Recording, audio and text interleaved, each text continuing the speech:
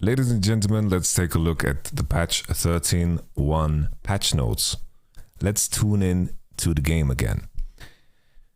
13.1. We're going to have some changes. We don't need to look at this. Wow, so many great new skins. I'm super excited for those. I am so excited that the skin section is covering the majority of the changes coming to 13.1.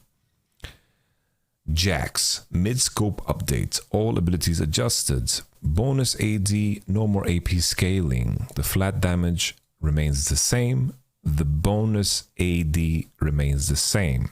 So this is just a cleanup thing.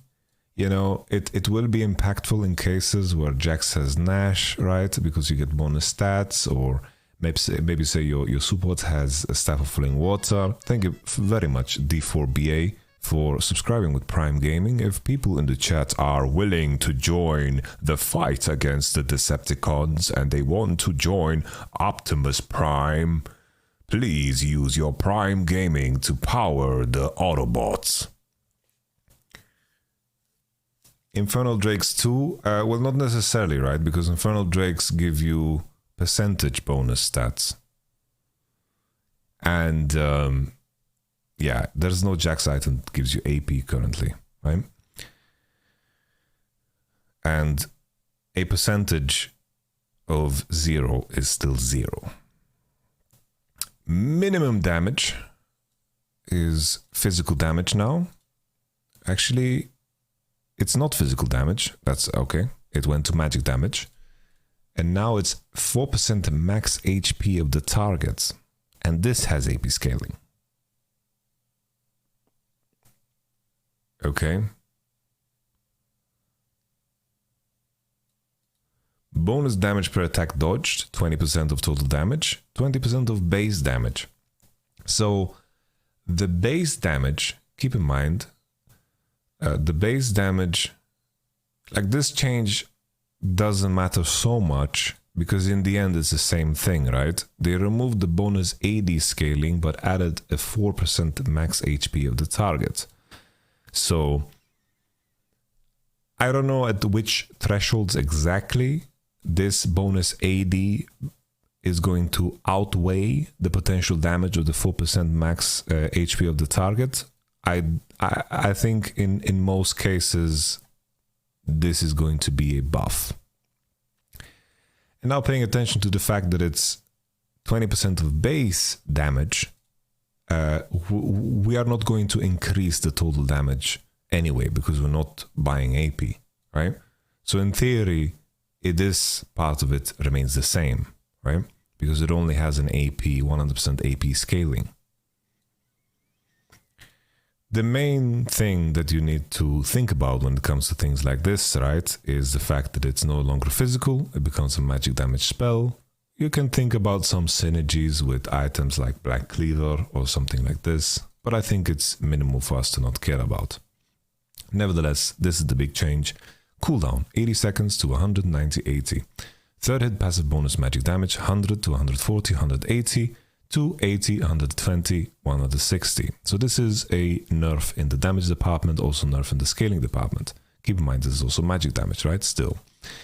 Imagine if I had a real animation. Jayce R passive now has updated animation, sound effects and visual effects. This is very dangerous. Jayce's R bonk is one of the most satisfying sounds in the game. Dangerous. Very dangerous. New active, so this is the big change. Jayce swings his lantern around him, dealing 150, 250, 350, 100% magic damage to nearby enemies. If he hits a champion, he gains 25, 45, 65, 40% bonus AD, armor plus 15, 20, 25% per champion hit, as well as 60% of that value as magic resist for the next 8 seconds. During this time, the passive damage applies every second attack instead of every third. So this is very interesting. Very interesting. Giving Jayce more DPS, right? In this particular window, I think this is just a flat out buff. Like looking at all of this, I think this is just a flat out buff. If you can make Jax miss his ult, then it's going to be pretty useless, right? But all in all, I think this looks like a pretty big buff. If you're in a situation where you miss your R, you can just go beep yourself. Which, I don't know why I beeped it, but I meant to say fuck yourself. There's something that you can put in there that is worse, and I shouldn't have bleeped myself. Okay, we continue. I think this is just a flat out buff to Jax. Yeah, I think this is a flat out buff. Something that is so important for champions that aren't buying any penetration. So Jax is not a champion that buys any penetration because he has mixed damage. Him receiving more AP damage in his kit is quite positive. Because if you think about Jax, if you're fighting against an opponent, all of these changes in the AP magic damage department is going to make him do more damage against champions that build, for example, of course, Ninja Tabi. That's the common lane item. Or if you're playing against a tank, this is definitely a very positive decision. I think this looks like a very strong buff for Jax. And I think in this preseason he's been doing well. So we continue. Aatrox. Passive damage decreased, E increased healing from R decreased, R bonus move speed decreased. Bonus percent maximum health damage 5-12% based on level to 4-10%. This is a pretty hefty nerf. Passive increased healing during World Ender 25% to 45 and now 20 to 36. Once again, a pretty decent nerf. Bonus move speed 60 to 50, 65, 80%. Also a pretty big nerf. I think this is, it all comes down to, like, a lot of the items pushed Aatrox up across the board, but this is a pretty hefty nerf, I must say. This definitely doesn't make Aatrox as attractive as he's been. I think this is pretty rough. Dr. Mundo, base health decreased, armor growth decreased, E bonus attack damage decreased. So that's a 40 HP down and armor growth down by 0.5. So think of it, you basically lose 9 armor if you think about the context of being max level, right? But yeah, these are nerfs to pull down Dr. Mundo a couple of percentages in the win ratio department. And considering he's been doing quite well in a lot of elo brackets, well-deserved nerf. I think this is fine. Passive AD scaling decreased, Q bonus AD scaling decreased. 4.5% maximum health true damage per 100 AD to 4% maximum health true damage per 100 AD. Okay, so this is a pretty big nerf, because you have to think about this in the context of the ultimate, right? In the context of the ultimate, it is a pretty hefty nerf. If we look at the Q change, it is a 5% bonus AD nerf. And, Fiora in her current build and her current itemization options, I think that Fiora reaches very high AD numbers, and that's what has made her quite scary. And the fact that she has access to Doran's Shield and very strong lane runes that allows her to get herself out of tough pockets in lane phase and exert her dominance. This is definitely a big nerf, because you need to always remember the context of her ultimate, where in theory, in some cases, you proc your vitals maybe 5-6 times, and these percentages are going to add up in those cases. So we continue. I think this is a pretty big nerf, I must say. Jayce base AD increased, Q hammer for base damage increased, W hammer form damage increased. Wow, I think Jayce is genuinely in a good state already. I think Jayce has some good matchups, and I think that his itemization is completely fine. I think First Strike really helped Jayce, but Jayce is a very difficult champion to execute.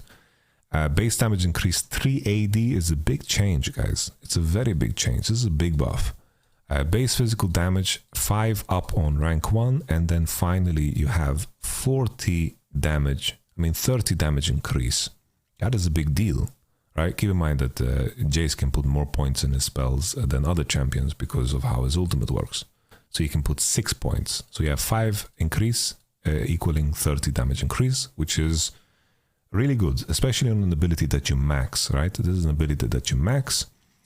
Magic damage per second. Wow. This is a very big buff. This is a monster buff, guys. This is a very big buff. Because in the context of damage, this is insane. So I'm going to pull up the wiki, okay? Because I don't know the exact duration of lightning field, but let's pull it up, okay? The duration of lightning, I believe it's 3 seconds, but I could be wrong. So Jayce surrounds himself with an electric field for 4 seconds that deals magic damage every second to nearby enemies. So there's 2 portions of this that is very important. Is that the buff is already on rank 1. Okay? So you're maxing Q first and then you're maxing W second, but the buff is already active on the rank 1 ability. So you're gaining potentially 40 damage. 40 damage here in all-ins, which is crazy much. It is super, super much, by the way. This is really, really a lot. And the second thing that is important is the fact that it damages everything around him. Pushing becomes easier. And that's big. Very big. I think Jayce can he had a good easy time pushing already, but 40 extra damage. I think this is insane, by the way. Really good. K'Sante, base move speed decreased. Passive damage decreased. W physical damage decreased. Okay. Okay. When I first initially read these changes, I only saw this portion of it. I think in the context of the damage on the W, I think it matters less. I think that the move speed is quite impactful. And I think that the base damage here also matters. Especially when you think about, when K'Sante is laning against champions that should be strong against him. Think of the champions, right? So let's say Gwen. In the matchup against Gwen, having less move speed, having less base damage and less damage on W is very impactful. So the counters to tanks are going to be very happy with changes like this. Because usually the counters to tanks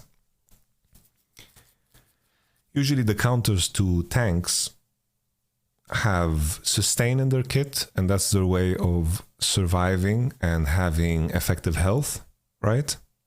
And that makes them more potent in 1v1s because those sustain options are less impactful in team fights because there's a lot more burst in team fights. This is a impactful change. I had a conversation with someone yesterday and I thought this change isn't that big of a deal, but I still think K'Sante has room. It's just that K'Sante was so overtuned that he was always blind pickable and always good.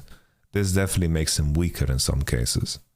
And if you think about it, the big strength about K'Sante still is that in lane phase, he doesn't have mana cost, he can stack his Q, and he is very tough to gank. There's a lot of good things about K'Sante, but he definitely, if you think about the theory of K'Sante, he should have weaknesses, right? He shouldn't have an easy time accessing enemies, and so forth. But now, he kind of just didn't give a shit and still exuded his dominance. It was kind of like when Darius was giga broken. In theory, Darius should be weak against certain things, but the fact that Darius was so strong, it just didn't matter.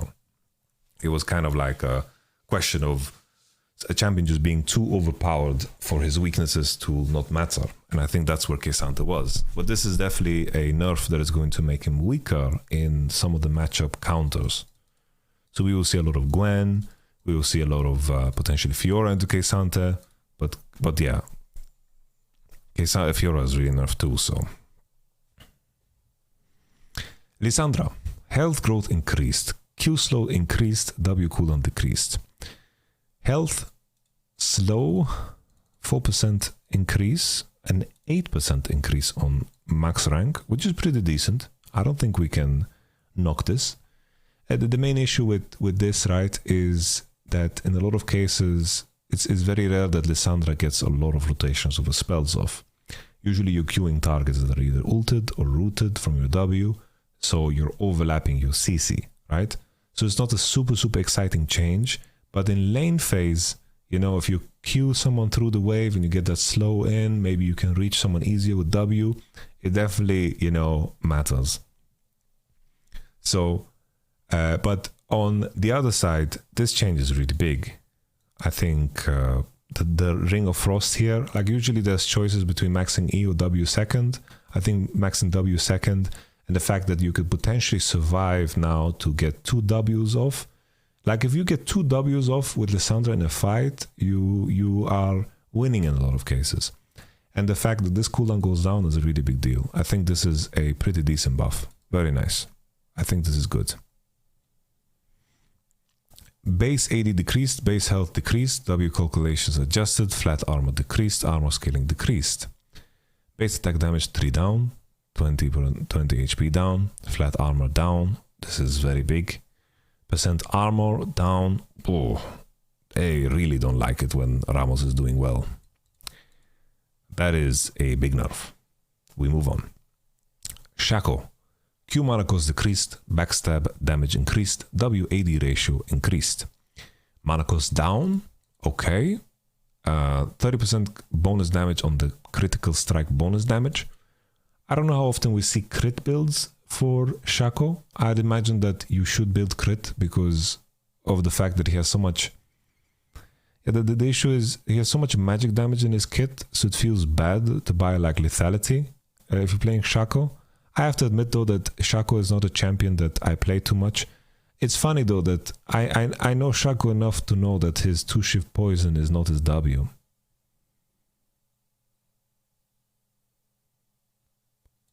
This is E, no? Let's continue. Bonus AD up.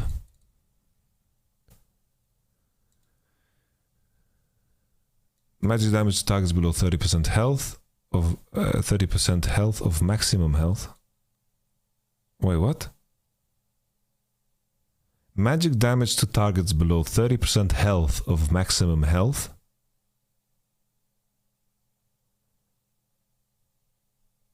Wouldn't they just... Okay.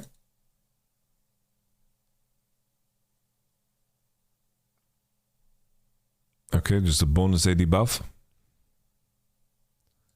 It is a weird way to write that, right? They were in a hurry, maybe. Maybe they were in a hurry and then they... Oh yeah, basically they moved the people that do the patch notes to the people that make cinematics.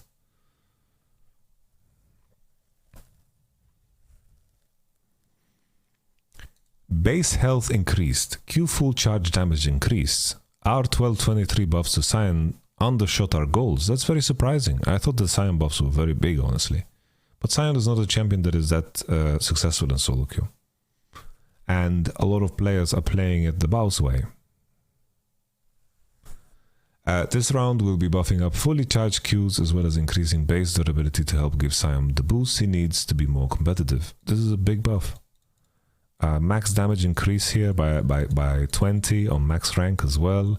This is a pretty damn good buff, let's be honest.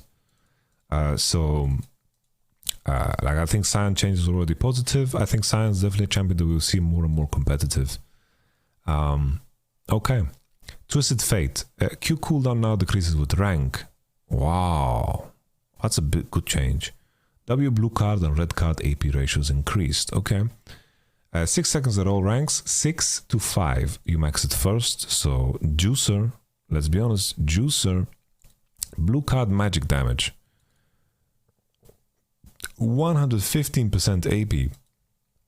A red card magic damage, 70% from 10%. This is a 25% increase.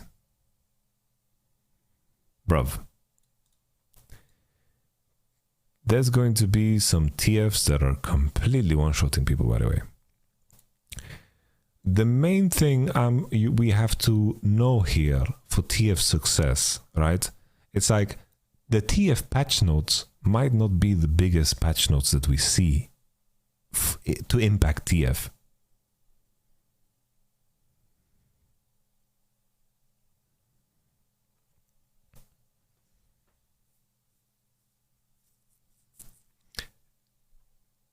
Because we have a tenacity change coming.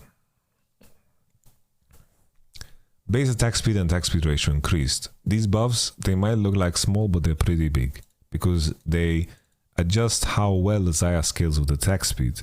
When you think of Xayah, she goes lethal tempo in a lot of cases, right? And there's a lot of attack speed in her build, right? She goes PD, and in a lot of cases Kraken Slayer. You know, there's a lot of attack speed in her build. This is going to be a pretty decent buff, right? This is a pretty decent buff. The issue with Xayah is the fact that a lot of the ADs that are strong are decent into Xayah. It's like, I don't know how much of Caitlyn and Karma we're going to see, but I imagine that is going to be very prevalent. Prowling projectile. Q nerfed. And that's it. I honestly think I'm reading these patch notes, Wunder, and I think that the Jayce changes are really insane. Wunder, like, you get 40 damage on your W. Rank 1. And 3 AD. I think this is pretty juicy, man. And then I think K'Sante is the champion that I'm not so sure about. But I think these nerfs really hit him. Like, if you're playing Gwen into K'Sante or you're playing some of those tank killers into K'Sante, I think these nerfs kind of hit him hard. He's in the tank category. I would play Jayce, I would play Ornn. Honestly, I would consider Sion too, man. Sion got some big ass buffs. Like, Sion's got a big buff here. And then he got a, like the biggest buff for Sion is the fact that Aatrox is nerfed. Aatrox is nerfed, and then he got the buff on 12.23. That was pretty big. This doesn't look too bad. Wow, Axiom Arc, 8 lethality buff. That is bonkers, by the way. That's crazy. That's really insane. Too bad Jayce can't really use this item. Horizon Focus. Oh, finally, man. Imagine making an item and it's never in a position where it's better than Shadow Flame. Fantastic. Yakshu the Protein, 100 Gs, 2 down, 15%, 20% bonus resist. Oh, bonus resist. Okay. 3% of maximum health, 80 plus 7% bonus health. Well, this doesn't really impact, I think, a lot of the top laners that like to buy it anyway, because you had a lot of bonus health in your kits anyway. Voidborn Resilience drain damage will no longer affect minions and monsters. Oh, okay. Well, I think the big one here is 15% total resist at max stacks to 20% bonus resist at max stacks. But the issue is that this affects tanks too. But it does make it slightly better in cases where you are continuously buying more tank items.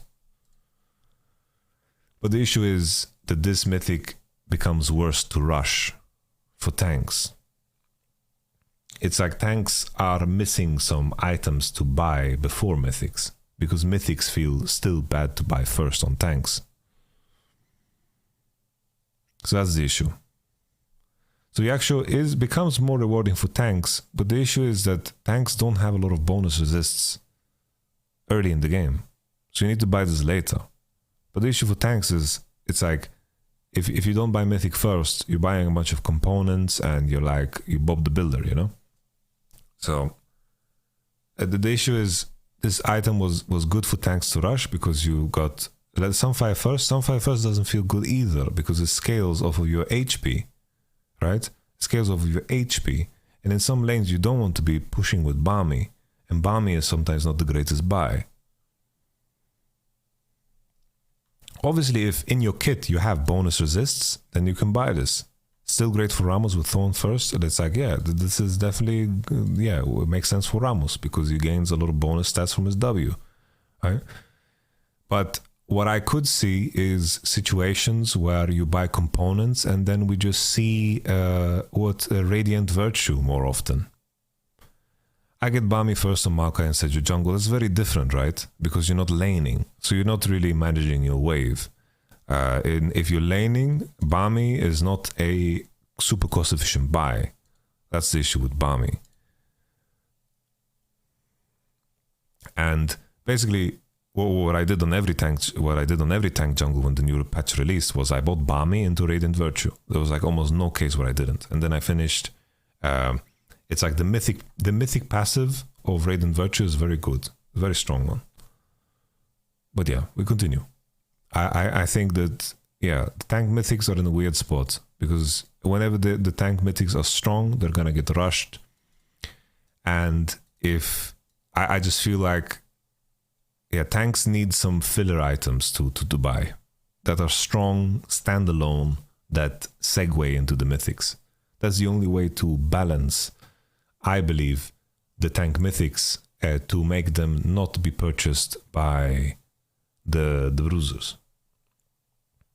But if you design the tank mythics to be first buys, this is where they're going to be plug and play items for all the things.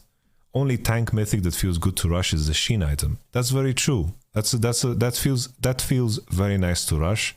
But you can only rush this in cases where you're playing against full AD teams, right? So let's take a look now at Road of Ages. Road of Ages is still a bit weak, but we don't care. 400 health, 100 health, Eternity move speed proc, 100 healing or mana restoration.